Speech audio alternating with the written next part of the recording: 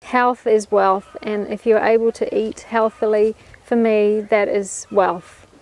And I think if you are able to look after yourself and you're able to share it with others, that is just such a beautiful thing.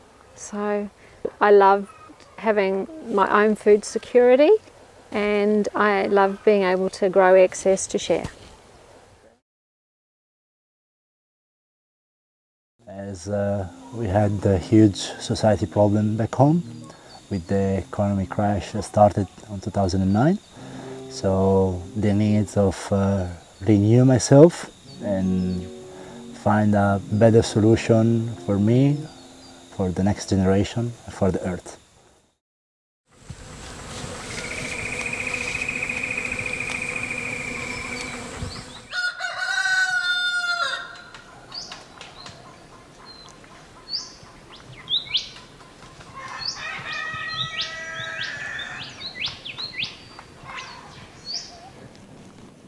I chose to do a PGC because I wanted to learn something different. I really wanted to learn something different. I was from a traditional school, you know, and with the life I was having, I wasn't that happy. So I wanted to be sustainable, if it's the word. Yeah, I wanted to be sustainable. So one of my friends had noticed that I was getting into my little veggie patch at my house and got me a magazine, and in the magazine was information about the PDC, and that's how I found out about it. And then the more I researched about it on the internet and found out about it, I decided that this was the way to go, and there was a lot of value in what I could learn at the PDC. So I just took the opportunity and came, and it's been great.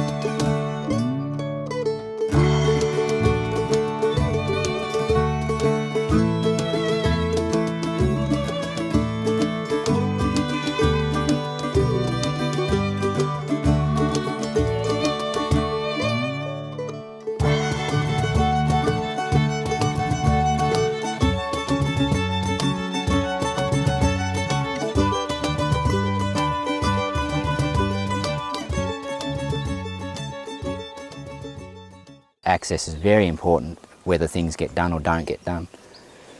My mulch comes from whenever I mow or whippersnip, I harvest it. So this is the spillway of the major food forest swale, the one that brought the nutrient back into the system. And this is where it spills here, and when we're getting quite wet, all water sort of catches there and spills through here as well. So it gets a little bit wet through here and then goes down through the whole food forest area.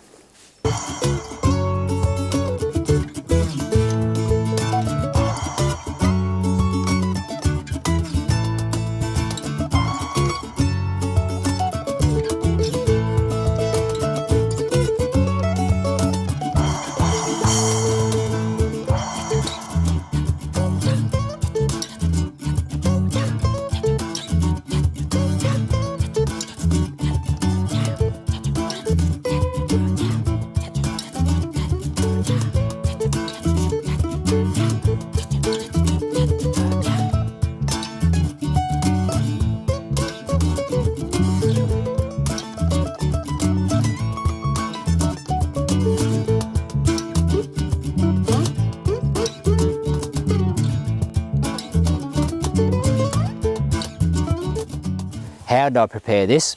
Too much manure coming, I could have just left it in a pile and created a festering mess. I've come in here and spread wheelbarrow loads without even sheet mulching or anything, just on top of the grass, what we mowed yesterday, that very similar. And just, this has all been cow manure. There was some topsoil put in some spots, but it was mostly cow manure. And I've just left it, and it turned a lot quicker than I expected.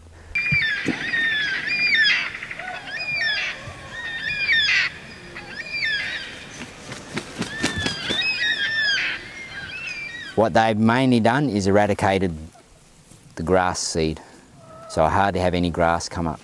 There will be some clumps of solid grass, clumpy stuff like these ones here, really tough, that I'll dig out once I've moved it before I plant, just so that they don't come back. And then I just keep coming back and just checking that there's not so much grass growing. What that's all about, grass is bacterial based and trees are fungal based. So whatever I do chop and drop now in that section there is fungal based. Where if it's grass, it'd be bacterial based. So we're actually creating a natural environment for the tree. It's joyful. You get to see the abundance of how things are grown. I think all chefs should come and do that, to see where their produce actually comes from, how it's grown, when it's plentiful in the garden. That's the time to make pastes, and yeah, it's definitely great. Pretty much I try to keep the vitamins in the plant, so I harvest them, just before lunch, and cook to try and keep the seasonal tastiness and the vitamins in the greens that we've been using in the garden.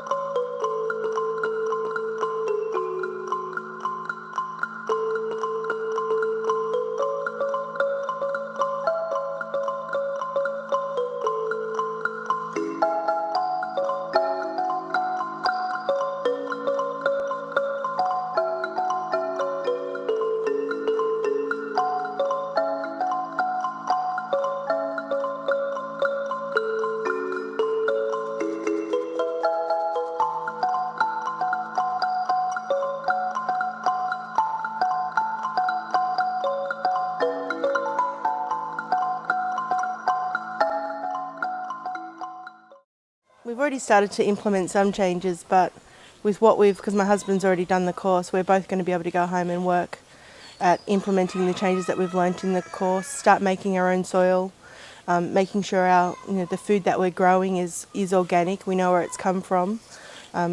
We know how to set up our livestock so it's actually more productive for us within our permaculture design property. The first thing I will do after that course is grow food, grow my own food. It will be the first thing. It seems like the right thing to do for me and my friends and family, and I guess the world as a whole. It seems like the right thing to do, to take responsibility for your place on the earth. So.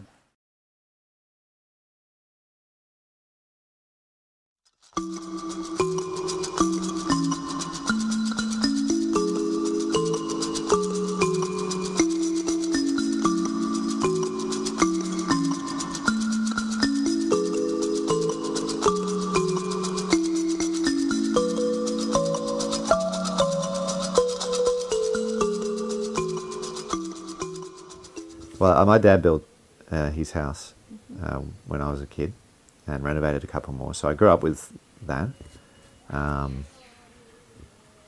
The rest I learnt on the job, and it's a steep learning curve, but if you have a good head for building, you can pick this stuff up. A lot of it's essentially common sense, but the best thing to do is go and work with other people. If you want to learn about building, then go. I mean, you can do an apprenticeship if you want to do that, if you're talking about doing professional work, but if you just want to learn about building, and you know someone's doing a build near you or something like that, then go on as an unskilled labourer and you just ask questions and watch what some people are doing and so on. But a lot of the time it was needed knowledge. I had a problem or something I had to overcome. So when we did the stone walls, I decided we were going to do stone. And I'd experimented a bit with just some free stone building on our first structure, which had already had some stone walling, so I was trying to match what was done there. But I realised that the process that was used there was not very effective. It was not easy to keep the walls straight, and the rocks kept falling over and so on. So I did some research on alternative forms, and I found a technique called slip form building, which is fairly quick, fairly reliable, and also had the advantage of being you could use lay people or unskilled labour to do stone walls and still have a good result. I had to read about that, and I read about other people's case studies, did some YouTube study, and then I just tried it.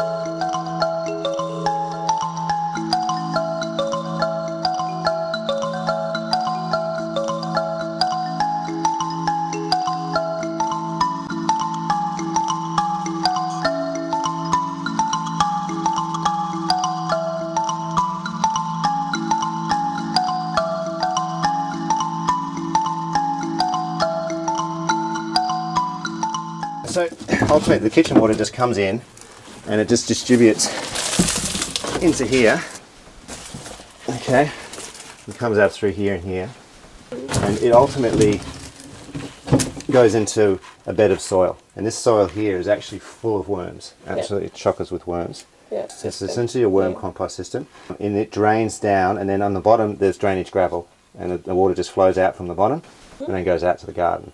So this actually separates all the food, but more than just separating, it also breaks the food down. So about once every 6 months, I'll actually dig this soil out and throw it into the garden.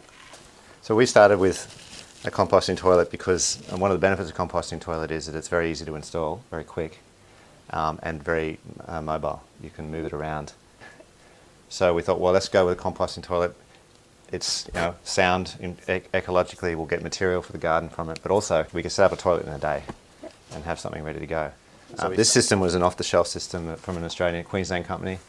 It's a batching system. Basically, it's a bucket with a drain at the bottom of it and a ventilation fan. And once the bucket is full, you pull the bucket out and you put it off to one side and it composts, and then you empty another bucket into the garden or around a fruit tree, and you put that bucket back into service. I really wanted to build. I've always wanted to. I wanted to explore that whole process. And as a result of doing it, I've ended up becoming a builder, really. People can see that I can build. They've seen the process, and so now they ask me to come and build. And so that's, for me personally, where I'm heading, with the idea of trying to focus on building and sustainable building and sustainable architecture. Though I'm not a purist by any means. You've got to always weigh up, if you're doing something for someone else, that it's their money. And sometimes doing things with a pure eco focus is not really cost effective.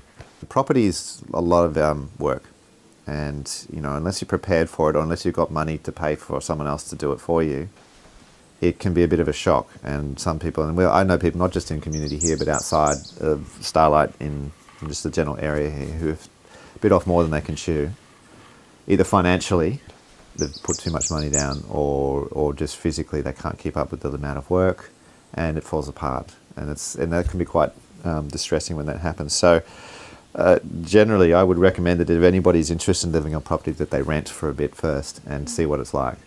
Not to say that you can't leave the city and say live in a small town or something like that. There are a lot of options there, but on property like this, you've got to be able to have the stamina or the resources to take it on.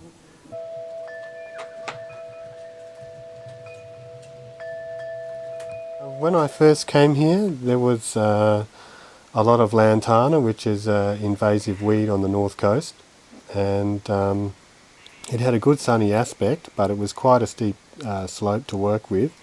So initially I just camped here for a couple of months and watched the angle of the sun and where the weather came from and the wind and so on. And from there I worked out where it would be best to put a house, and also looked at where was the best sun aspect for a vegetable garden and an orchard. I have 3 panels, 340 watts, so yeah, it's a small system, but it's enough to run a washing machine, provided the day is sunny. And with a large battery bank, I have 450 hours of battery, so that means that there's plenty of reserve there for cloudy weather.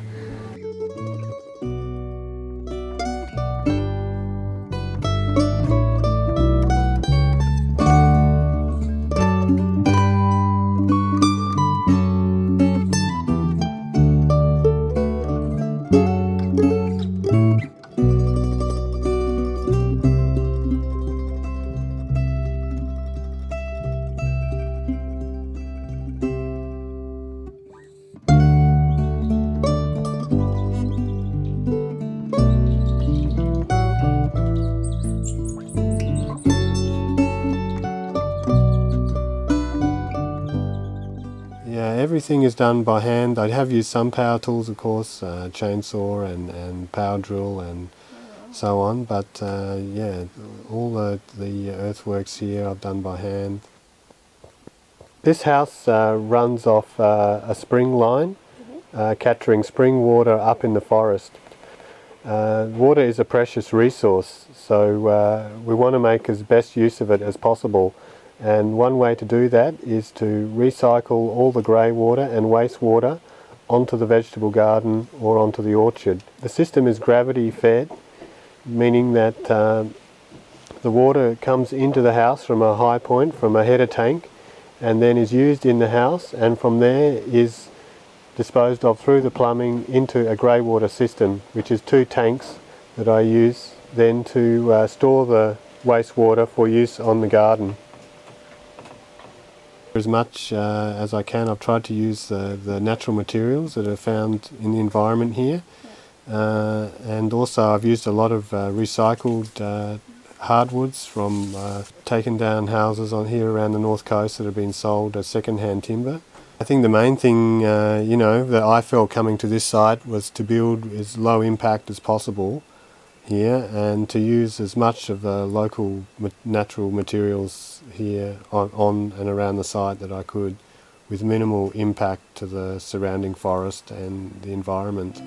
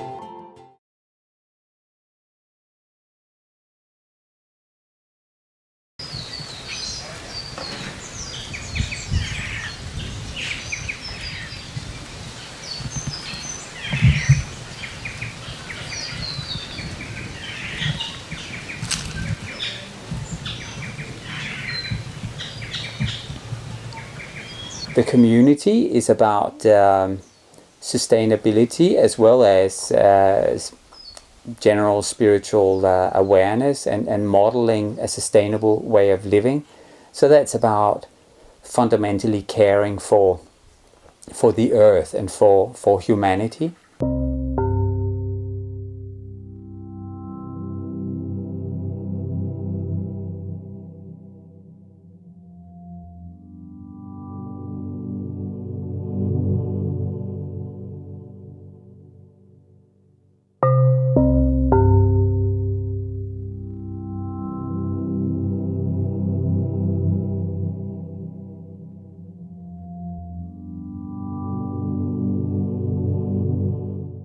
I've been looking for community for many years, for at least 10 years, without finding something that suited me.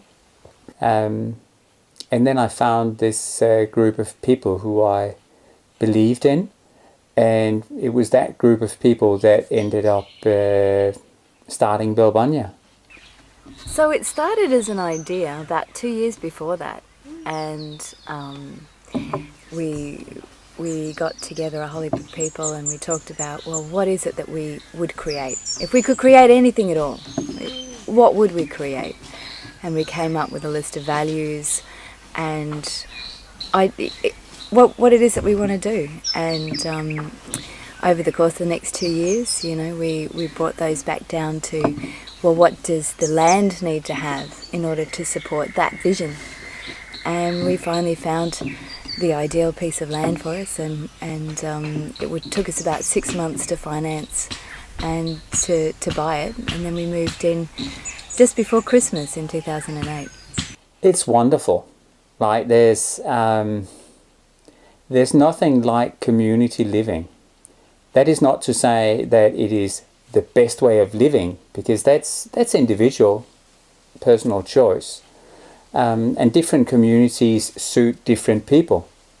It's a peaceful and quiet place. It's in very rich nature, and being an intentional community with a shared intention of promoting sustainability and living with a spiritual awareness and a care and consideration for each other. They're things I value a lot, and that I find in general in mainstream society they're missing.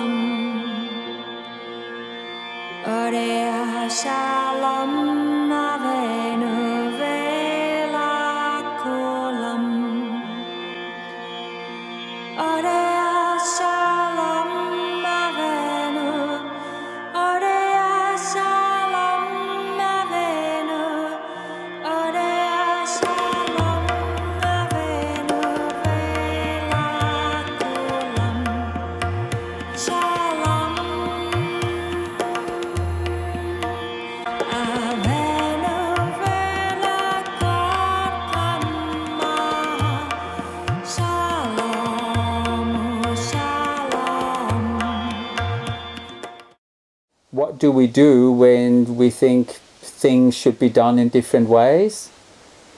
We have a lot of awareness around that. So we have decision-making processes, we have consensus decision-making, and a number of other things we do to help us with that.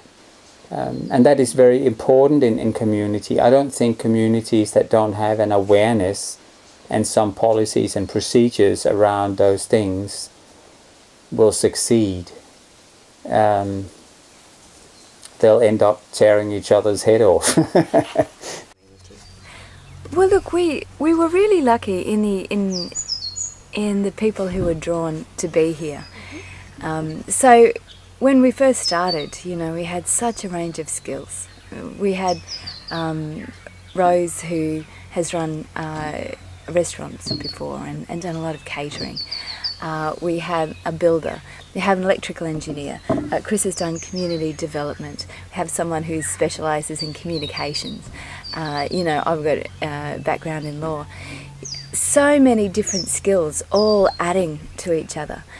And so what's been able to happen is people have been able to bring their skills to the table and contribute that, help others to learn those skills or to get some of those skills, so we all get a little bit of, I see now, you know, and be able to build Belbunya up in a very holistic sense, you know, so making sure that we have in place systems that support what we want to do, financial systems that are sustaining and support what we want to do, and the physical aspects.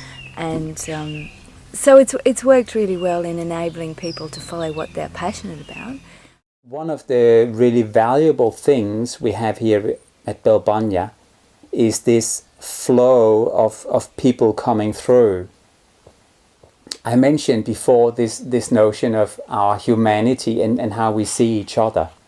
It is a blessing having people from all these different cultures with different backgrounds, different dreams and so on, come through and share their knowledge and their enthusiasm, and sometimes maybe just resting at Belbunya and rejuvenating or, you know, re-energizing. Yeah, volunteers bring a fantastic range of skills and enthusiasm, and I sort of kind of think of them like bees going around pollinating plants, because whilst we're sort of here at Belbunya doing our thing, we've got a whole lot of volunteers who are going visiting all kinds of different communities and coming here and sharing with us about what they've learnt in these other communities and places, which is great. And then they go off and they share about us with other places, and volunteers come here who've met some of the volunteers who've been here before, you know, which is really nice, really good for us. ここでは、ガーデニングや農業をやらせてもらってます。エコビレッジとかコミュニティとかに興味があって、自分も将来作りたいなって友人と話してて、作ろうねって話してて、海外にこういうのあるよっていうのを聞いてきました。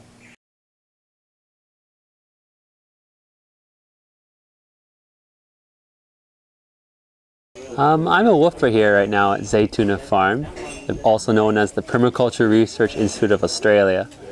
As a woofer, I get up in the morning and I help out with morning chores and tasks. The gardens are actually mostly run by the woofers here. They actually have, I think, 5 or 6 woofers right now on site. It's been really liberating coming here and becoming a part of that production of food and being a part of a community that works together to produce their food. And this is where we put woofers to come and stay. Yeah. Oh, you drew some stuff? What is it?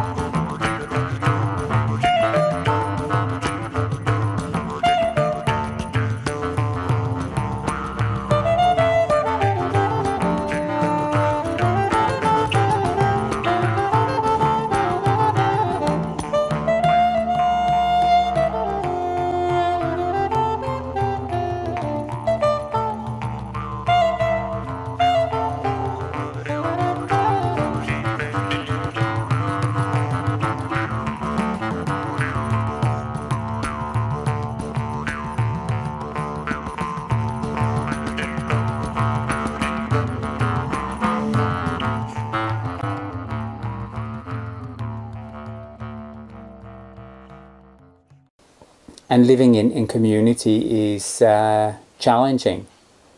It will challenge everybody. But on the other hand, for me, that is a choice where I see it as an opportunity to grow. Just like in a relationship or in a family, whenever you try to live with others, there are challenges. Community is no different.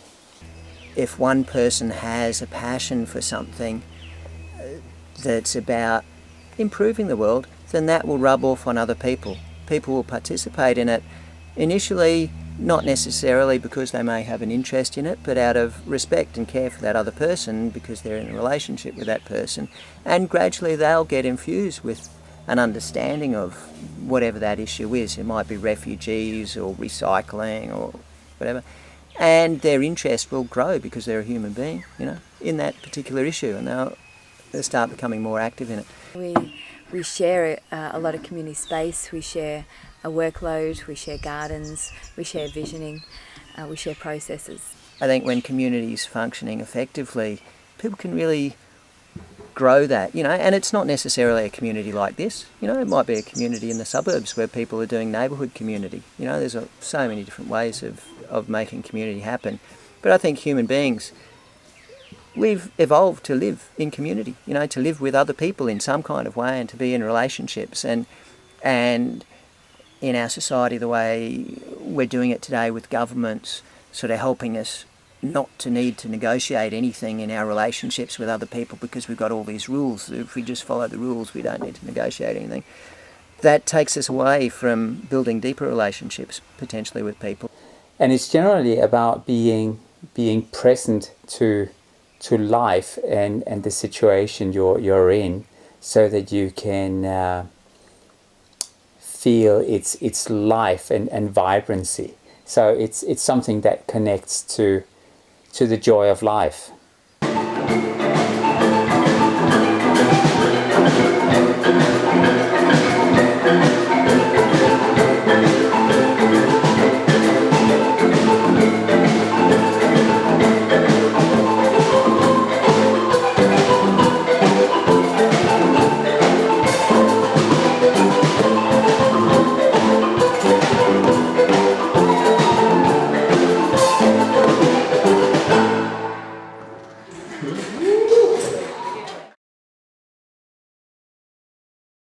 Yeah, you can do it. You got this resource, that resource, it's all here. You just got to put it all together. I hope to live my life as peacefully as I can and respect my place on the earth, and hopefully the rest of the world can live that way too. We all want to be safe. We all want to express love and feel loved. We all want to make a contribution to this world. So you got to really ask, what are we sustaining?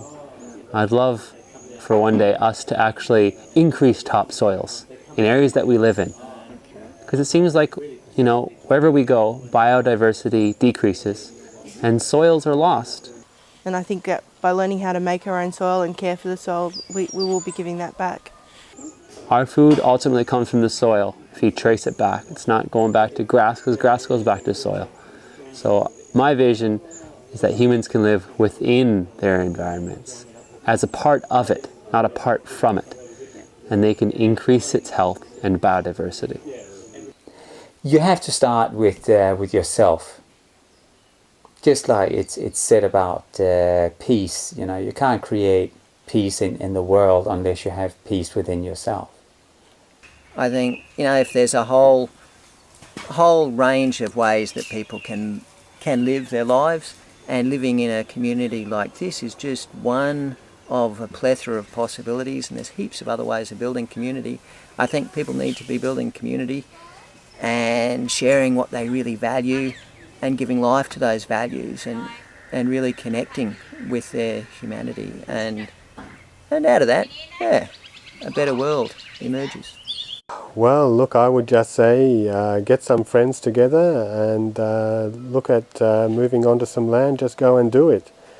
You know, there's a big world out there still, and with everyone wanting to live in the cities for whatever reasons, money-wise, material-wise and so on, that can leave room for people who are very serious to live closer to nature, to get out there and see what they can do. So I would just say go and do it. Don't wait.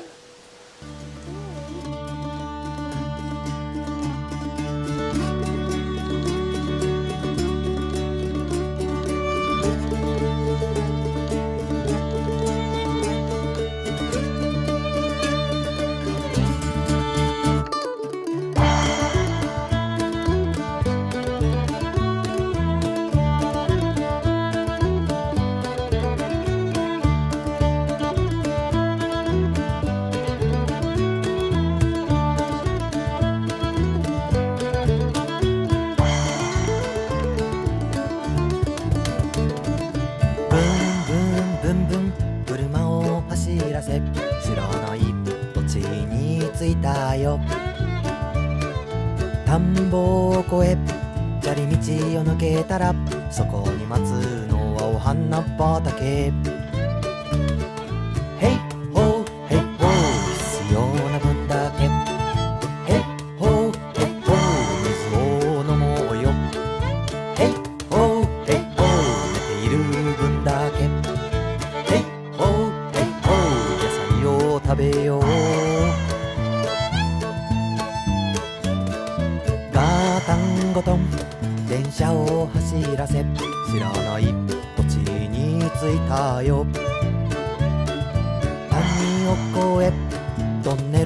抜けたらそこに待つのはマウンテンシーナリー